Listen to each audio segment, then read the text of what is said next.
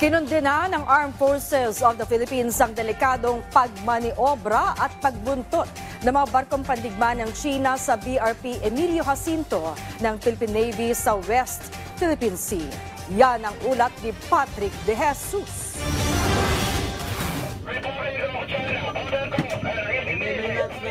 Niradyohan ng crew ng BRP Emilio Jacinto ng Philippine Navy ang isang barko ng People's Liberation Army o PLA Navy ng China na may bow number 573 dahil sa isinagawa nitong delikadong pagmaniobra. Isa pang barkong pandigma ng China na may bow number 554 ang malapitan namang bumuntot sa BRP Emilio Jacinto. Nangyari ito noong Lunes, 11 nautical miles mula sa timog silangang bahagi ng Scarborough Shoal o Bajo de Masinloc sa gitna ng Maritime Patrol Operations ng BIFAR at PCG kung saan sumuporta ang Philippine Navy. Ang dalawang barkong pandigma ng China na nanggit-gate ay Jinkai 2 class frigates na may kasama pang isang barko ng China Coast Guard. Kinundena ng Armed Forces of the Philippines ang mapanganib na ginawa ng China na siya rin paglabag sa pandaigdigang regulasyon upang maiwasan ang banggaan sa karagatan. Ikinabahala ito ng AFP.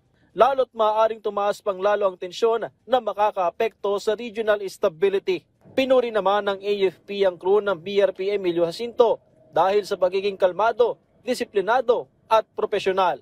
Nabahala rin ang isang eksperto sa insidente, lalo't bihira ang gray-to-gray o pagtatapatan ng warship ng Pilipinas at China sa West Philippine Sea na maaaring mauwian niya sa armadong hidwaan.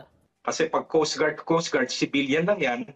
Pag gray to gray, yung possibility ng tinatawag natin naval clash, no? Talagang pwedeng may kakayanan niya, no? At of course, kakayanan at kapasidad na talagang mag-exchange ng fire. Ipinapakita rin daw dito na seryoso ang China na bakuran ang Scarborough Shoal.